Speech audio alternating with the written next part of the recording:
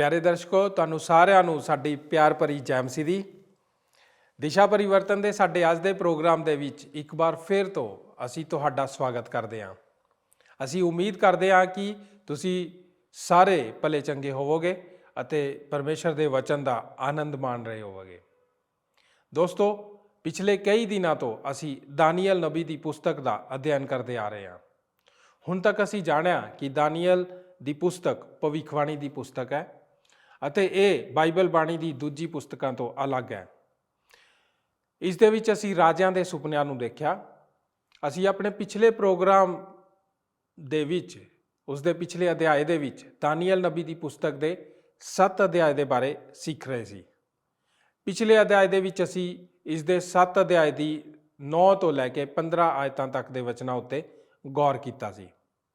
ਇਹਨਾਂ ਵਚਨਾਂ ਦੇ ਵਿੱਚ ਅਸੀਂ ਦਾਨੀਏਲ ਨਬੀ ਦੁਆਰਾ ਵੇਖੇ ਗਏ ਦਰਸ਼ਨ ਉਸ ਦੇ ਬਾਰੇ ਜਾਣਿਆ, ਜੋ ਕਿ ਸਮੇਂ ਦੇ ਪ੍ਰਾਚੀਨ ਭਵਨ, ਸਰਵ ਸ਼ਕਤੀਮਾਨ ਅਤੇ ਸਰਵ ਵਿਆਪਕ ਅਤੇ ਹਮੇਸ਼ਾ ਤੱਕ ਜਿਉਂਦੇ ਰਹਿਣ ਵਾਲੇ ਪਰਮੇਸ਼ਰ ਦੇ ਬਾਰੇ ਅਤੇ ਉਸ ਦੀ ਮਹਿਮਾ ਬਾਰੇ ਜਾਣਿਆ ਸੀ। ਇਸ ਤੋਂ ਇਲਾਵਾ ਅਸੀਂ ਮਸੀਹ ਵਿਰੋਧੀ ਅਤੇ ਮਨੁੱਖ ਦੇ ਪੁੱਤਰ ਨੂੰ, ਜਿਸ ਨੂੰ ਪ੍ਰਭੂ ਯਿਸੂ ਮਸੀਹ ਜੀ ਦੇ ਰੂਪ ਵਿੱਚ ਜਾਣਿਆ ਜਾਂਦਾ ਹੈ, ਦੇ ਬਾਰੇ ਵੀ ਗੌਰ ਕੀਤਾ ਅਤੇ ਧਰਤੀ ਦੇ ਉੱਤੇ ਸਥਾਪਿਤ ਕੀਤੇ ਜਾਣ ਵਾਲੇ ਉਹਦੇ ਰਾਜ ਦੀਆਂ ਵਿਸ਼ੇਸ਼ਤਾਵਾਂ ਨੂੰ ਵੇਖਿਆ। ਦੋਸਤੋ, ਸਾਡੇ ਅੱਜ ਦੇ ਪ੍ਰੋਗਰਾਮ ਦੇ ਵਿੱਚ ਅਸੀਂ ਦਾਨੀਏਲ ਨਬੀ ਦੀ ਪੁਸਤਕ ਦੇ 7 ਅਧਿਆਏ ਦੀ 15 ਤੋਂ ਲੈ ਕੇ 28 ਆਇਤਾਂ ਤੱਕ ਦੇ ਵਚਨਾਂ ਦੇ ਉੱਤੇ ਗੌਰ ਕਰਾਂਗੇ। ਸਾਡੇ ਅੱਜ ਦੇ ਪ੍ਰੋਗਰਾਮ ਦੇ ਵਿੱਚ ਅਸੀਂ ਮਸੀਹ ਵਿਰੋਧੀ ਦੇ ਬਾਰੇ ਥੋੜਾ ਵਿਸਥਾਰ ਦੇ ਨਾਲ ਅਧਿਐਨ ਕਰਾਂਗੇ। ਸਾਡੇ ਅੱਜ ਦੇ ਪ੍ਰੋਗਰਾਮ ਦੀ ਰੂਪਰੇਖਾ ਇਸ ਪ੍ਰਕਾਰ ਹੋਏਗੀ। ਨੰਬਰ 1, ਮਸੀਹ ਵਿਰੋਧੀ ਕਲਾ ਕੌਸ਼ਲ ਵਿੱਚ ਨਿਪੁੰਨ ਆਗੂ ਹੋਏਗਾ। ਨੰਬਰ 2, ਮਸੀਹ ਵਿਰੋਧੀ ਇੱਕ ਚਲਾਕ ਆਗੂ ਹੋਏਗਾ। ਨੰਬਰ 3, ਮਸੀਹ ਵਿਰੋਧੀ ਇੱਕ ਧਾਰਮਿਕ ਪੂਜਾ ਵਿਧੀ ਦਾ ਆਗੂ ਹੋਏਗਾ। ਨੰਬਰ 4, ਮਸੀਹ ਵਿਰੋਧੀ ਇੱਕ ਜ਼ਾਲਿਮ ਆਗੂ ਹੋਏਗਾ। ਦੋਸਤੋ, ਆਓ ਬਿਨਾਂ ਸਮਾਂ ਗਵਾਏ ਆਪਣੇ ਪ੍ਰੋਗਰਾਮ ਨੂੰ ਸ਼ੁਰੂ ਕਰਦੇ ਹਾਂ। ਪਰ ਇਸ ਤੋਂ ਪਹਿਲਾਂ ਆਓ ਆਪਣੇ ਮਨਾਂ ਨੂੰ ਪਰਮੇਸ਼ਰ ਦੇ ਵਚਨ ਦੇ ਲਈ ਤਿਆਰ ਕਰੀਏ। ਉਸ ਦੇ ਲਈ ਸੁਣਦੇ ਹਾਂ ਇਹ ਮਸੀਹੀ ਭਜਨ।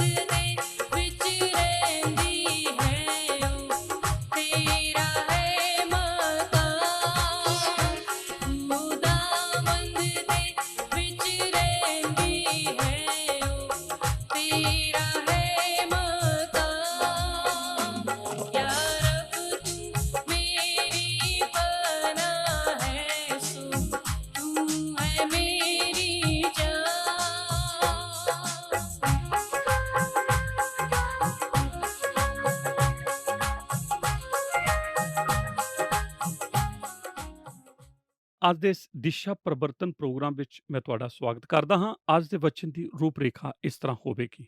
ਨੰਬਰ 1, ਮਸੀਹ ਵਿਰੋਧੀ ਕਲਾ ਕੌਸ਼ਲ ਵਿੱਚ ਨਿਪੁੰਨ ਆਗੂ ਹੋਵੇਗਾ। ਨੰਬਰ 2, ਮਸੀਹ ਵਿਰੋਧੀ ਇੱਕ ਚਾਲਕ ਆਗੂ ਹੋਵੇਗਾ। ਨੰਬਰ 3, ਮਸੀਹ ਵਿਰੋਧੀ ਧਾਰਮਿਕ ਪੂਜਾ ਵਿਧੀ ਦਾ ਆਗੂ ਹੋਵੇਗਾ। ਨੰਬਰ 4, ਮਸੀਹ ਵਿਰੋਧੀ ਇੱਕ ਜ਼ਾਲਮ ਆਗੂ ਹੋਵੇਗਾ। ਸਾਰ ਭਾਗ ਊੜਾ ਰੰਗ ਮੰਚ ਤਿਆਰ ਕੀਤਾ ਜਾ ਰਿਹਾ ਹੈ। ਭਾਗ ਐੜਾ ਮਸੀਹਾਂ ਦੀ ਯੁੱਧ ਨੀਤੀ। ਭਾਗ ਈੜੀ ਮਸੀਹ ਵਿਰੋਧੀ ਦਾ ਆਤਮਾ। ਦਰਵਾਜ਼ੇ ਦੇ ਅੰਦਰ ਖੇਡੀ ਜਾਣ ਵਾਲੀ ਇੱਕ ਸਭ ਤੋਂ ਵੱਡੀ ਖੇਡ ਜੋ ਧਰਮ ਸ਼ਾਸਤਰੀਆਂ ਦੀ ਇਹ ਹੈ ਕਿ ਉਹ ਮਸੀਹ ਵਿਰੋਧੀ ਦੀ ਪਹਿਚਾਣ ਕਰਨ, ਜਿਸ ਦੇ ਬਾਰੇ ਦਾਨੀਏਲ ਅਤੇ ਯਹੂਨਾ ਨੇ ਦੱਸਿਆ ਹੈ। ਜਦ ਤੁਸੀਂ ਇਤਿਹਾਸ ਦੀਆਂ ਕਿਤਾਬਾਂ ਦਾ ਨਿਰੀਖਣ ਕਰਦੇ ਹੋ ਕਿ ਪੁਰਾਣੇ ਸਮੇਂ ਵਿੱਚ ਇਸ ਦੇ ਬਾਰੇ ਕੀ ਆਖਿਆ ਗਿਆ ਹੈ, ਤਾਂ ਤੁਸੀਂ ਕਿਸੇ ਵੀ ਖਾਸ ਵਿਅਕਤੀ ਨੂੰ ਚੁਣ ਸਕਦੇ ਹੋ ਜਿਸ ਨੂੰ ਤੁਸੀਂ ਚਾਹੁੰਦੇ ਹੋ ਅਤੇ ਤੁਸੀਂ ਕਿਸੇ ਵੀ ਵਿਅਕਤੀ ਨੂੰ ਲੱਭ ਸਕਦੇ ਹੋ ਜੋ ਤੁਹਾਡੇ ਨਾਲ ਸਹਿਮਤ ਹੋ ਜਾਵੇਗਾ। 1930 ਦੇ ਦੌਰਾਨ ਅਤੇ 1940 ਦੀ ਸ਼ੁਰੂਆਤ ਵਿੱਚ ਇੱਕ ਬਹੁਤ ਹੀ ਪ੍ਰਸਿੱਧ ਵਿਚਾਰ ਦਾ ਜਨਮ ਹੋਇਆ। ਇਹ ਇਸ ਲਈ ਹੋਇਆ ਕਿਉਂਕਿ ਇੱਕ ਪ੍ਰਚਾਰ ਵੰਡਿਆ ਗਿਆ ਜੋ ਦੱਸਦਾ ਸੀ ਅਫੋਲਡ ਹਿਟਲਰ ਹੀ ਮਸੀਹ ਵਿਰੋਧੀ ਹੈ। ਇਸ ਪਰਚੇ ਲੇਖ ਦੇ ਉੱਪਰ ਨਾਮ ਦਿੱਤਾ ਗਿਆ ਸੀ ਦਰਿੰਦਾ, ਝੂਠਾ ਨਬੀ ਅਤੇ ਹਿਟਲਰ। ਇਹ ਉਸ ਸਾਲ ਛਪਿਆ ਸੀ ਜਦ ਮੇਰਾ ਜਨਮ ਹੋਇਆ ਸੀ, 1941। ਇਹ ਇੱਕ ਵਿਸ਼ੇਸ਼ ਸੁਝਾਅ ਸੀ ਜੋ ਦੱਸ ਰਿਹਾ ਹੈ ਕਿ ਮਸੀਹ ਵਿਰੋਧੀ ਹਿਟਲਰ ਹੀ ਹੋਣਾ ਚਾਹੀਦਾ ਹੈ। ਮੈਂ ਵੀ ਤੁਹਾਨੂੰ ਇੱਕ ਪ੍ਰੀਖਿਆ ਵਿੱਚ ਪਾ ਕੇ ਦੱਸਣਾ ਚਾਹੁੰਦਾ ਹਾਂ ਕਿ ਹਿਟਲਰ ਹੀ ਹੋਣਾ ਚਾਹੀਦਾ ਹੈ।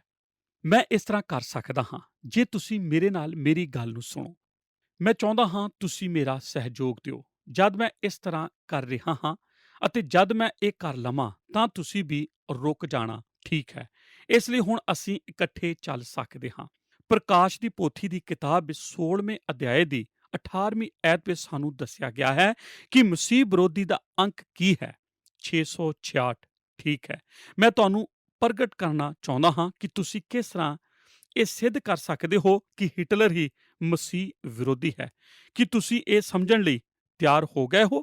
ਜੇ ਮਸੀਹ ਵਿਰੋਧੀ ਦਾ ਨੰਬਰ 3 ਅੰਕਾਂ ਵਿੱਚ ਹੈ ਤਾਂ ਸਾਨੂੰ ਇਹ ਸਮਝਣਾ ਪਵੇਗਾ ਕਿ ਇਹ 3 ਅੰਕਾਂ ਦਾ ਨੰਬਰ ਕਿਸ ਵਿਅਕਤੀ ਦੇ ਬਾਰੇ ਹੈ। ਇਸ ਲਈ ਜੇ ਤੁਸੀਂ 3 ਅੰਕਾਂ ਦੇ ਨੰਬਰ ਤੋਂ ਸ਼ੁਰੂ ਕਰਦੇ ਹੋ ਤਾਂ 3 ਅੰਕਾਂ ਵਾਲਾ ਨੰਬਰ ਦਾ ਪਹਿਲਾ ਅੰਕ ਕੀ ਹੈ? 100, ਠੀਕ ਹੈ।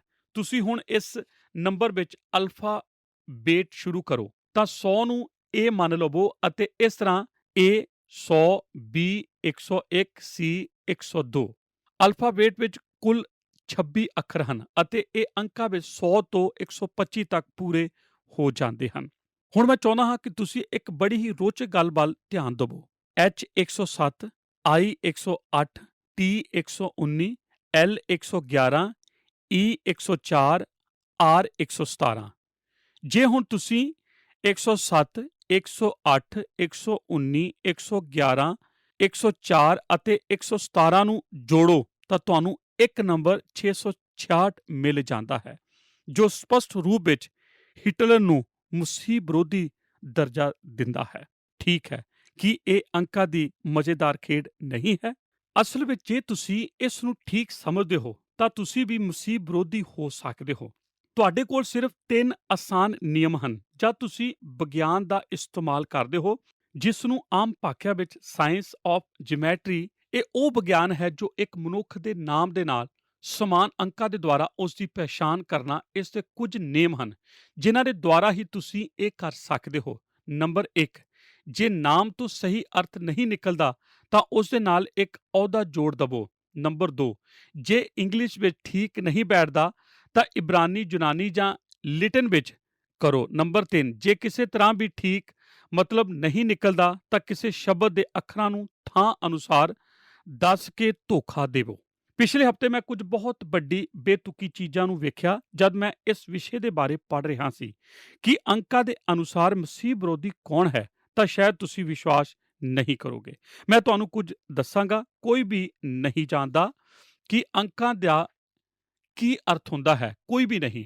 ਮੈਂ ਆਪ ਵੀ ਵਿਸ਼ਵਾਸ ਨਹੀਂ ਕਰ ਸਕਦਾ ਕਿ ਅਸੀਂ ਕਦੇ ਇਹਨਾਂ ਦਾ ਅਰਥ ਸਮਝ ਸਕਾਂਗੇ ਜਦ ਤੱਕ ਪਰਮੇਸ਼ਰ ਨਹੀਂ ਚਾਹੂਗਾ ਕਿ ਅਸੀਂ ਇਹਨਾਂ ਦਾ ਅਰਥ ਸਮਝ ਜਾਈਏ, ਅਤੇ ਮੈਨੂੰ ਇਸੇ ਬਾਰੇ ਪਰੇਸ਼ਾਨ ਹੋਣ ਦੀ ਵੀ ਜ਼ਰੂਰਤ ਨਹੀਂ ਹੈ। ਪਰ ਜਦ ਪਰਮੇਸ਼ਰ ਚਾਹ ਲਵੇਗਾ ਕਿ ਕੋਈ ਇਸ ਦਾ ਅਰਥ ਸਮਝ ਜਾਏ ਤਾਂ ਹਰੇਕ ਵਿਅਕਤੀ ਇਸ ਦਾ ਅਰਥ ਸਮਝ ਜਾਵੇਗਾ।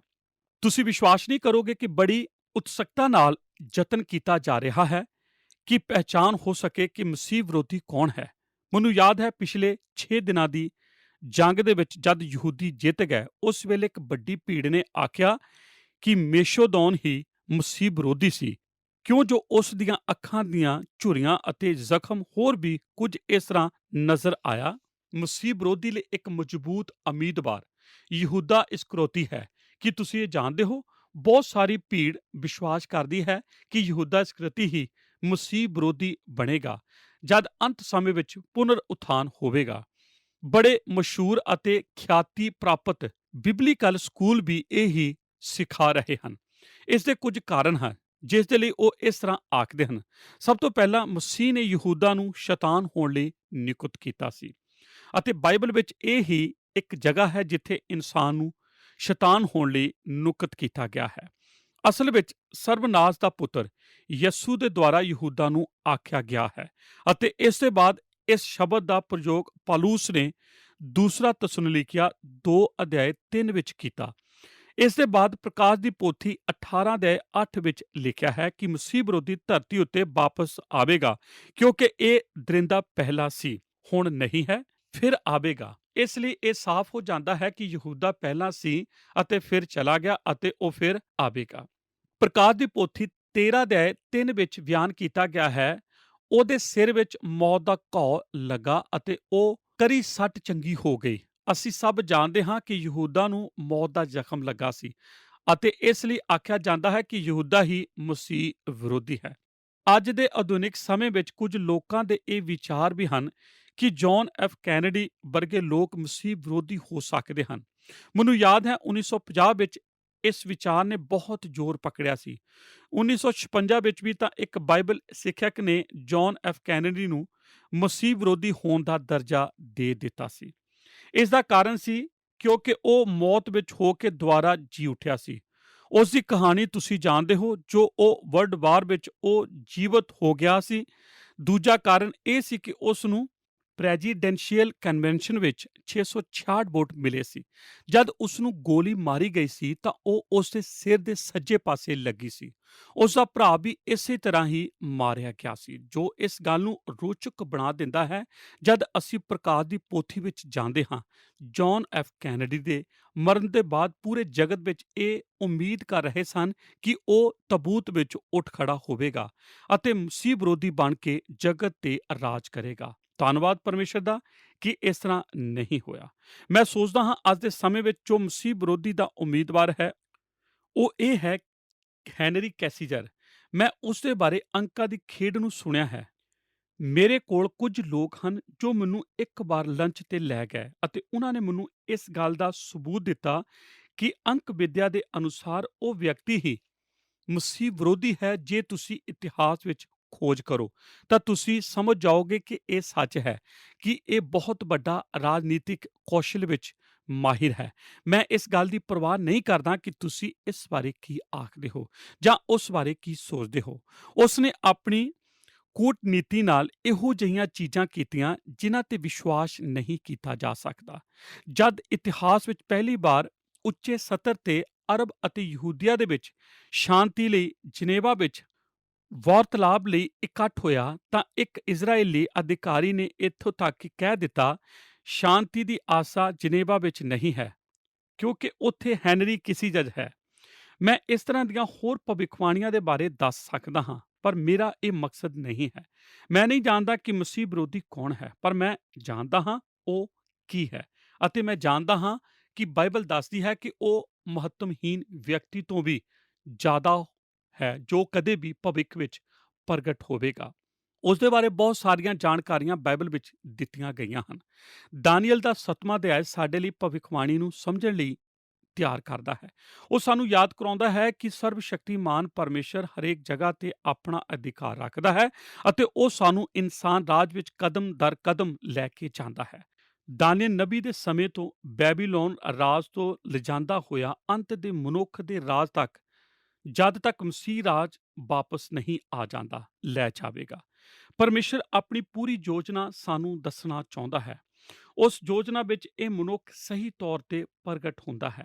ਜੇ ਤੁਸੀਂ ਦਾਨੀਏਲ ਦੇ 7ਵੇਂ ਅਧਿਆਇ ਨੂੰ ਸਮਝਣਾ ਚਾਹੁੰਦੇ ਹੋ ਤਾਂ ਮੈਂ ਤੁਹਾਨੂੰ ਕੁਝ ਵਿਕਾਸ ਦੱਸਦਾ ਹਾਂ ਜੋ ਤੁਹਾਡੀ ਸਮਝਣ ਵਿੱਚ ਸਹਾਇਤਾ ਕਰਨਗੇ, ਜਿਨ੍ਹਾਂ ਦਾ ਵਰਣਨ 7ਵੇਂ ਅਧਿਆਇ ਵਿੱਚ ਕੀਤਾ ਗਿਆ ਹੈ। ਸਭ ਤੋਂ ਪਹਿਲਾਂ ਦੂਜੀ ਐਤ ਵਿੱਚ ਇਹ ਸ਼ਬਦ ਇਸਤੇਮਾਲ ਕੀਤੇ ਗਏ ਹਨ, ਮੈਂ ਰਾਤ ਦੇ ਵੇਲੇ ਆਪਣੇ ਦਰਸ਼ਨ ਵਿੱਚ ਵੇਖਿਆ ਪਹਿਲਾ ਨਿਸ਼ਾਨ ਚਿੰਨ੍ਹ, ਅਤੇ ਇਸ ਦੇ ਬਾਅਦ ਦਾਨੀਏਲ ਜਗਤ ਦੇ 3 ਰਾਜ ਪੇਸ਼ ਕਰਦਾ ਹੈ, ਬੈਬੀਲੋਨ, ਮਾਦੀ ਫਾਰਸੀ ਅਤੇ ਯੂਨਾਨ। ਦੂਜਾ ਨਿਸ਼ਾਨ ਚਿੰਨ੍ਹ ਐਤ 7 ਵਿੱਚ ਮਿਲਦਾ ਹੈ ਅਤੇ ਇਹ ਵੀ ਉਹੀ ਹੈ। ਅਤੇ ਇਸ ਦੇ ਬਾਅਦ ਮੈਂ ਰਾਤ ਦੇ ਦਰਸ਼ਨ ਵਿੱਚ ਵੇਖਿਆ, ਦਾਨੀਏਲ ਦੇ ਇਸ ਦਰਸ਼ਨ ਦੇ ਬਾਅਦ ਚੌਥਾ ਰਾਜ ਜੋ ਰੋਮ ਦਾ ਰਾਜ ਸੀ, ਜਿਸ ਦੀ ਖੁਸ਼ਬੂ ਹੁਣ ਤੱਕ ਕਾਇਮ ਹੈ, ਜਦ ਕਿ ਇਹ ਰਾਜ ਅਤੇ ਇਸ ਦਾ ਅਧਿਕਾਰੀ ਖਤਮ ਹੋ ਚੁੱਕਾ ਹੈ, ਪਰ ਰੋਮ ਰਾਜ ਹੁਣ ਤੱਕ ਜੀਵਤ ਹੈ। ਕਿਸੇ ਵੀ ਮਹਾਸ਼ਕਤੀ ਨੇ ਹੁਣ ਤੱਕ ਆਪਣੇ ਅਧਿਕਾਰ ਵਿੱਚ ਨਹੀਂ ਲਿਆ। ਬਾਈਬਲ ਦੱਸਦੀ ਹੈ ਜਦ ਮਸੀਹ ਵਾਪਸ ਆਏਗਾ, ਰੋਮਨ ਰਾਜ ਅੰਤਿਮ ਰੂਪ ਵਿੱਚ ਪ੍ਰਗਟ ਹੋਵੇਗਾ, ਜਿਸ ਉੱਪਰ ਉਹ ਜਿੱਤ ਹਾਸਲ ਕਰੇਗਾ। ਤਦ ਉਹ ਇਸ ਨਿਸ਼ਾਨ ਚਿੰਨ੍ਹ ਨੂੰ ਐਤ 13 ਵਿੱਚ ਇਸਤੇਮਾਲ ਕਰਦਾ ਹੈ, ਅਤੇ ਮੈਂ ਰਾਤ ਦੇ ਦਰਸ਼ਨ ਵਿੱਚ ਵੇਖਿਆ ਅਤੇ ਵੇਖਦਾ ਹਾਂ ਇਹ ਆਖਰੀ ਅਧਿਆਇ ਦਾ ਆਰੰਭ ਹੈ, ਜਦ ਮਸੀਹ ਧਰਤੀ ਤੇ ਰਾਜ ਕਰਨ ਆ ਜਾਂਦਾ ਹੈ। ਧਿਆਨ ਨਾਲ ਸੁਣੋ, ਮਸੀਹ ਵਿਰੋਧੀ ਦੂਜੀ ਵਾਰ ਗਿਥਾ ਦੇ ਆਖਰੀ ਭਾਗ ਵਿੱਚ ਸਹੀ ਤੌਰ ਤੇ ਫਿੱਟ ਬੈਠਦਾ ਹੈ। ਜਦ ਤੁਸੀਂ ਆਖਰੀ ਰਾਜ ਦੇ ਰੂਪ ਨੂੰ ਸਮਝ ਜਾਂਦੇ ਹੋ ਤਾਂ ਬਾਈਬਲ ਦੱਸਦੀ ਹੈ ਕਿ ਇੱਕ ਮਨੁੱਖ ਜੋ ਸਭ ਦੇ ਉੱਤੇ ਹੈ ਨਿਕਲ ਕੇ ਆਵੇਗਾ ਅਤੇ ਰੋਮਨ ਰਾਜ ਦੇ ਇਸ ਅੰਤਿਮ ਰੂਪ ਦੀ ਲੀਡਰਸ਼ਿਪ ਸੰਭਾਲ ਲਵੇਗਾ, ਅਤੇ ਇਹ ਹੀ ਮਨੁੱਖ ਮਸੀਹ ਵਿਰੋਧੀ ਅਖਵਾਵੇਗਾ। ਜੇ ਤੁਸੀਂ ਬਾਈਬਲ ਪੜ੍ਹਦੇ ਹੋ ਤਾਂ ਜ਼ਰੂਰਤ ਹੈ ਕਿ ਤੁਸੀਂ ਸਮਝ ਜਾਓ ਕਿ ਬਾਈਬਲ ਵਿੱਚ ਇਸ ਮਨੁੱਖ ਨੂੰ ਕਈ ਨਾਮਾਂ ਦੇ ਦੁਆਰਾ ਪ੍ਰਗਟ ਕੀਤਾ ਗਿਆ ਹੈ, ਤਾਂ ਕਿ ਤੁਸੀਂ ਉਲਝਣ ਵਿੱਚ ਨਾ ਪੈ ਜਾਓ। ਮੈਂ ਤੁਹਾਨੂੰ ਦੱਸਣਾ ਚਾਹੁੰਦਾ ਹਾਂ ਕਿ ਦਾਨੀਏਲ ਦੀ ਕਿਤਾਬ ਵਿੱਚ ਵੀ ਮਸੀਹ ਵਿਰੋਧੀ ਦੇ ਕਈ ਨਾਮ ਹਨ। 7ਵੇਂ ਅਧਿਆਇ ਵਿੱਚ ਵੀ ਉਸ ਨੂੰ ਛੋਟਾ ਸਿੰਘ ਕਹਿ ਕੇ ਪ੍ਰਗਟ ਕੀਤਾ ਗਿਆ ਹੈ। ਸ਼ਬਦ ਸਿੰਘ ਸ਼ਕਤੀ ਅਤੇ ਅਧਿਕਾਰ ਨੂੰ ਪ੍ਰਗਟ ਕਰਦਾ ਹੈ, ਅਤੇ ਛੋਟੇ ਸਿੰਘ ਦਾ ਅਰਥ ਹੈ ਆਮ ਹੱਥਵੀਨ ਸ਼ਾਸਕ ਜੋ ਆਪਣੇ ਆਪ ਨੂੰ ਮਹਾਨ ਅਤੇ ਵਿਰਾਟ ਪ੍ਰਗਟ ਕਰੇ। ਜਦ ਤੁਸੀਂ 7ਵੇਂ ਅਧਿਆਇ ਤੋਂ 8ਵੇਂ ਅਧਿਆਇ ਵਿੱਚ ਜਾਂਦੇ ਹੋ ਤਾਂ ਉਹ ਆਪਣਾ ਇੱਕ ਨਵਾਂ ਨਾਮ ਰੱਖ ਲੈਂਦਾ ਹੈ। 8ਵੇਂ ਅਧਿਆਇ ਵਿੱਚ ਨਿਰਦਾਈ ਮੁੱਖ ਵਾਲਾ ਰਾਜ ਕਹਿ ਕੇ ਪੁਕਾਰਿਆ ਗਿਆ ਹੈ। ਜਦ ਤੁਸੀਂ 8ਵੇਂ ਅਧਿਆਇ ਤੋਂ 9ਵੇਂ ਅਧਿਆਇ ਵਿੱਚ ਜਾਂਦੇ ਹੋ ਤਾਂ ਵੇਖਦੇ ਹੋ ਕਿ ਉਸ ਨੂੰ ਇੱਕ ਹੋਰ ਨਾਮ ਦਿੱਤਾ ਗਿਆ ਹੈ। 9ਵੇਂ ਅਧਿਆਇ ਵਿੱਚ ਉਸ ਨੂੰ ਆਖਿਆ ਗਿਆ ਹੈ ਆਉਣ ਵਾਲਾ ਰਾਜਕੁਮਾਰ।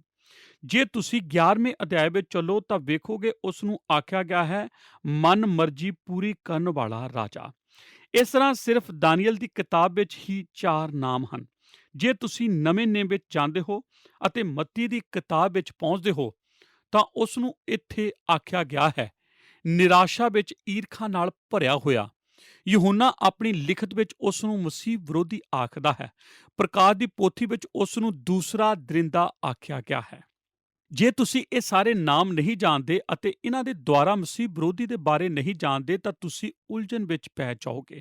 ਤੁਹਾਨੂੰ ਜ਼ਰੂਰਤ ਹੈ ਕਿ ਤੁਸੀਂ ਆਪਣੀ ਸ਼ਬਦਾਵਲੀ ਨੂੰ ਠੀਕ ਕਰੋ। ਅਸੀਂ ਇਸ ਵਿਅਕਤੀ ਦੀ ਪਹਿਚਾਣ ਨਹੀਂ ਕਰ ਸਕਦੇ ਕਿ ਇਹ ਕੌਣ ਹੈ, ਪਰ ਬਹੁਤ ਸਾਰੇ ਚਿੰਨ੍ਹ ਹਨ ਜਿਨ੍ਹਾਂ ਦੇ ਦੁਆਰਾ ਅਸੀਂ ਉਸ ਵਿਅਕਤੀ ਦੇ ਬਾਰੇ ਜਾਣ ਸਕਦੇ ਹਾਂ ਜਦ ਸ਼ਾਸਤਰ ਉਸ ਨੂੰ ਸਾਡੇ ਸਾਹਮਣੇ ਪੇਸ਼ ਕਰਦਾ ਹੈ। ਇਸ ਲਈ ਸਾਨੂੰ ਜ਼ਰੂਰਤ ਹੈ ਕਿ ਅਸੀਂ ਉਹਨਾਂ ਚਿੰਨ੍ਹਾਂ ਨੂੰ ਪਛਾਣ ਸਕੀਏ। ਇਸ ਤੋਂ ਪਹਿਲਾਂ ਕਿ ਅਸੀਂ ਅੱਗੇ ਚੱਲੀਏ, ਮੈਂ ਚਾਹੁੰਦਾ ਹਾਂ ਕਿ ਤੁਸੀਂ ਇਸ ਸੱਚਾਈ ਦੇ ਬਾਰੇ ਸੋਚੋ, ਕਿਉਂਕਿ ਅਸੀਂ ਵਿਸ਼ਵਾਸ ਕਰਦੇ ਹਾਂ ਕਿ ਅਸੀਂ ਮਸੀਹ ਹਾਂ।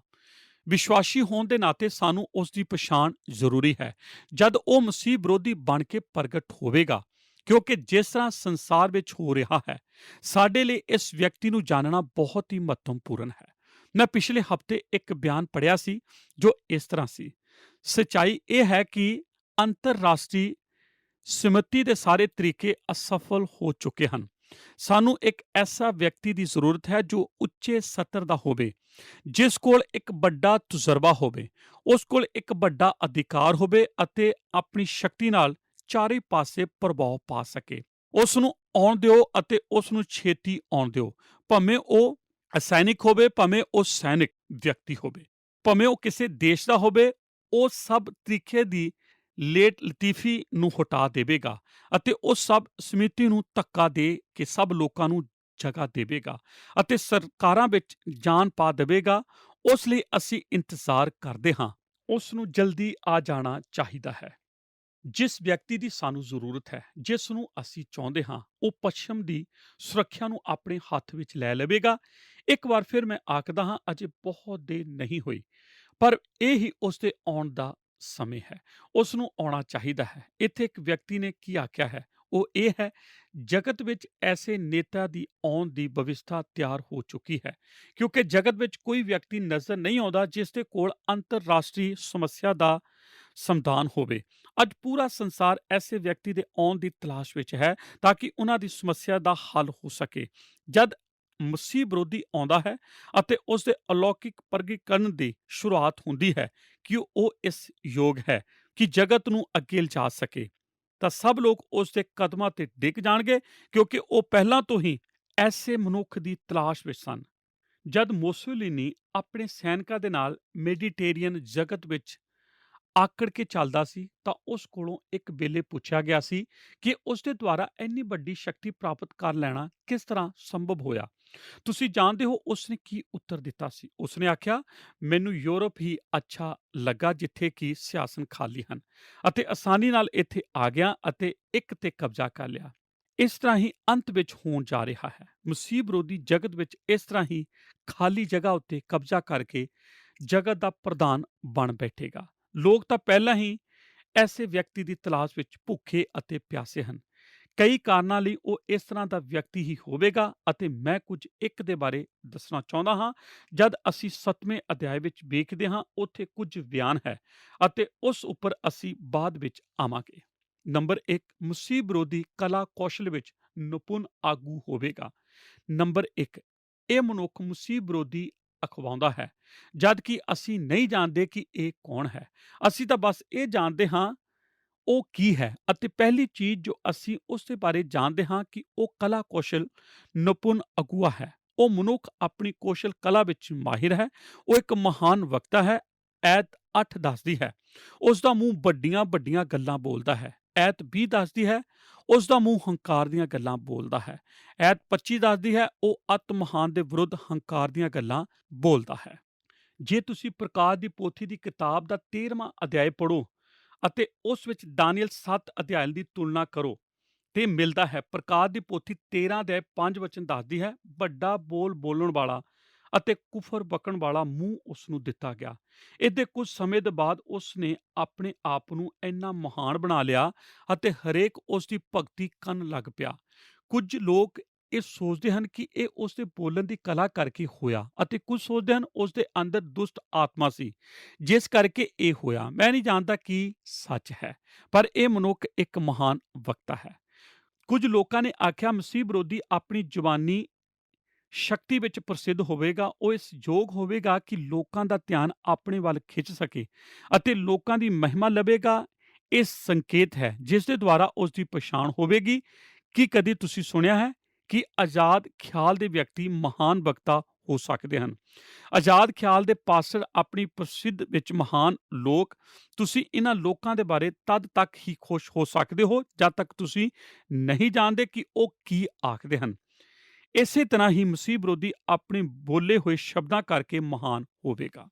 ਉਹ ਇਸ ਯੋਗ ਹੋਵੇਗਾ ਕਿ ਮੀਡੀਆ ਨੂੰ ਆਪਣੇ ਲਈ ਇਸਤੇਮਾਲ ਕਰੇ। ਮੈਂ ਇਸ ਗੱਲ ਦਾ ਵਿਸ਼ਵਾਸ ਕਰਦਾ ਹਾਂ ਉਹ ਇਸ ਯੋਗ ਹੋਵੇਗਾ ਕਿ ਟੈਲੀਵਿਜ਼ਨ ਦੇ ਕਮਰੇ ਵਿੱਚ ਆ ਕੇ ਲੋਕਾਂ ਨੂੰ ਆਪਣੇ ਵੱਲ ਖਿੱਚ ਕਰ ਲਵੇ। ਹਰੇਕ ਜੋ ਉਸ ਦਾ ਭਾਸ਼ਣ ਸੁਣੇਗਾ ਉਸ ਦੀ ਮਹਾਨ ਬੋਲਣ ਦੀ ਕਲਾ ਕਰਕੇ ਖਿੱਚਿਆ ਚਲਾ ਆਵੇਗਾ। ਉਹ ਇਸ ਯੋਗ ਹੋਵੇਗਾ ਕਿ ਲੋਕਾਂ ਨੂੰ ਇਕੱਠਾ ਕਰਕੇ ਆਪਣੇ ਪਿੱਛੇ ਲਾ ਲਵੇ। ਬਾਈਬਲ ਅੱਗੇ ਦੱਸਦੀ ਹੈ ਕਿ ਉਹ ਆਪਣੀ ਬੋਲਣ ਦੀ ਕਲਾ ਵਿੱਚ ਹੀ ਮਹਾਨ ਨਹੀਂ ਹੋਵੇਗਾ, ਉਸ ਦੇ ਕੋਲ ਕੋਈ ਐਸੀ ਚੀਜ਼ ਹੋਵੇਗੀ ਜਿਸ ਕਰਕੇ ਉਹ ਲੋਕਾਂ ਨੂੰ ਆਪਣੇ ਵੱਲ ਖਿੱਚ ਲਵੇਗਾ। ਐਤ 20 ਦੱਸਦੀ ਹੈ ਕਿ ਉਹ ਆਪਣੇ ਸਾਥੀਆਂ ਨਾਲੋਂ ਵੱਧ ਡਰਾਉਣਾ ਹੈ। ਇਸ ਦਾ ਅਰਥ ਹੈ ਉਹ ਆਪਣੇ ਢੋਲ ਅਤੇ ਅਹੁਦੇ ਵਿੱਚ ਵੱਡਾ ਹੈ। ਇਹ ਮਨੁੱਖ ਉੱਚੇ ਅਹੁਦੇ ਦਾ ਅਤੇ ਵੇਖਣ ਵਿੱਚ ਪ੍ਰਭਾਵਸ਼ਾਲੀ ਹੈ, ਜਿਸ ਤਰ੍ਹਾਂ ਕਿ ਪੁਰਾਣੇ ਨੇਮ ਵਿੱਚ ਸੌਲ ਸੀ। ਇਹ ਮਨੁੱਖ ਜਿੱਥੋਂ ਵੀ ਲੰਘ ਜਾਏਗਾ ਉੱਥੇ ਹਰੇਕ ਦਾ ਧਿਆਨ ਆਪਣੇ ਵੱਲ ਖਿੱਚ ਲਵੇਗਾ। ਇਸ ਤਰ੍ਹਾਂ ਇਹ ਆਪਣੀ ਕਲਾ ਵਿੱਚ ਮਹਾਨ ਕੌਸ਼ਲ ਵਿਅਕਤੀ ਹੋਵੇਗਾ। ਪਿਆਰੇ ਦਰਸ਼ਕੋ, ਸਾਡੇ ਨਾਲ ਦਿਸ਼ਾ ਪਰਿਵਰਤਨ ਦੇ ਸਾਡੇ ਅੱਜ ਦੇ ਪ੍ਰੋਗਰਾਮ ਦੇ ਵਿੱਚ ਅਖੀਰ ਤੱਕ ਬਣੇ ਰਹਿਣ ਦੇ ਲਈ ਤੁਹਾਡਾ ਸਾਰਿਆਂ ਦਾ ਬਹੁਤ ਬਹੁਤ ਧੰਨਵਾਦ। ਦੋਸਤੋ, ਆਪਣੇ ਅੱਜ ਦੇ ਪ੍ਰੋਗਰਾਮ ਦੇ ਵਿੱਚ ਅਸੀਂ ਦਾਨੀਏਲ ਨਬੀ ਦੀ ਪੁਸਤਕ ਦੇ 7 ਅਧਿਆਇ ਦੇ ਵਿੱਚ ਉਸ ਦੀ 14 ਤੋਂ ਲੈ ਕੇ 28 ਆਇਤ ਦੇ ਵਚਨਾਂ ਦੇ ਉੱਤੇ ਗੌਰ ਕੀਤਾ ਸੀ। ਇਸ ਦੇ ਵਿੱਚ ਅਸੀਂ ਮਸੀਹ ਵਿਰੋਧੀ ਦਾ ਵੇਰਵਾ ਵੇਖ ਰਹੇ ਸੀ। ਅਸੀਂ ਵੇਖ ਰਹੇ ਸੀ ਕਿ ਮਸੀਹ ਵਿਰੋਧੀ ਨੂੰ ਅਸੀਂ ਕਿਵੇਂ ਪਛਾਣ ਸਕਦੇ ਹਾਂ ਅਤੇ ਉਸ ਦੀਆਂ ਕੀ ਵਿਸ਼ੇਸ਼ਤਾਵਾਂ ਹੋਣਗੀਆਂ। ਅਸੀਂ ਜਾਣਿਆ ਕਿ ਸਮੇਂ-ਸਮੇਂ ਤੇ ਇਤਿਹਾਸ ਦੇ ਵਿੱਚ ਕੁਝ ਅਜਿਹੀਆਂ ਘਟਨਾਵਾਂ ਵਾਪਰੀਆਂ ਹਨ ਕਿ ਉਹਨਾਂ ਘਟਨਾਵਾਂ ਦੇ ਜ਼ਿੰਮੇਦਾਰ ਲੋਕਾਂ ਨੂੰ ਅਸੀਂ ਮਸੀਹੀ ਵਿਰੋਧੀ ਮੰਨ ਲਿਆ। ਜਿਵੇਂ ਕਿ ਹਿਟਲਰ ਨੂੰ ਵੀ ਮਸੀਹ ਵਿਰੋਧੀ ਕਿਹਾ ਜਾਂਦਾ ਸੀ। ਬਹੁਤ ਸਾਰੇ ਲੋਕ ਯਹੂਦਾ ਇਸਕਰਿਓਤੀ ਨੂੰ ਵੀ ਮਸੀਹ ਵਿਰੋਧੀ ਮੰਨਦੇ ਸੀ। ਇਹਨਾਂ ਦੇ ਪਿੱਛੇ ਅਸੀਂ ਉਹਨਾਂ ਦੀਆਂ ਦਲੀਲਾਂ ਨੂੰ ਵੀ ਜਾਣਿਆ ਅਸੀਂ ਜਾਣਿਆ ਕਿ ਅੰਕਾਂ ਦੇ ਹਿਸਾਬ ਨਾਲ ਮਸੀਹ ਵਿਰੋਧੀ ਨੂੰ ਨਹੀਂ ਪਛਾਣਿਆ ਜਾ ਸਕਦਾ। ਅਸੀਂ ਜਾਣਿਆ ਕਿ ਦਾਨੀਏਲ ਨਬੀ ਦੀ ਪੁਸਤਕ ਦੇ ਵਿੱਚ ਮਸੀਹ ਵਿਰੋਧੀ ਦੇ ਕਈ ਨਾਮ ਹਨ। ਮਸੀਹ ਵਿਰੋਧੀ ਨੂੰ ਪਛਾਣਨ ਦੇ ਲਈ ਬਾਈਬਲ ਬਾਣੀ ਦੇ ਵਿੱਚ ਕੁਝ ਚਿੰਨ੍ਹ ਦਿੱਤੇ ਗਏ ਹਨ।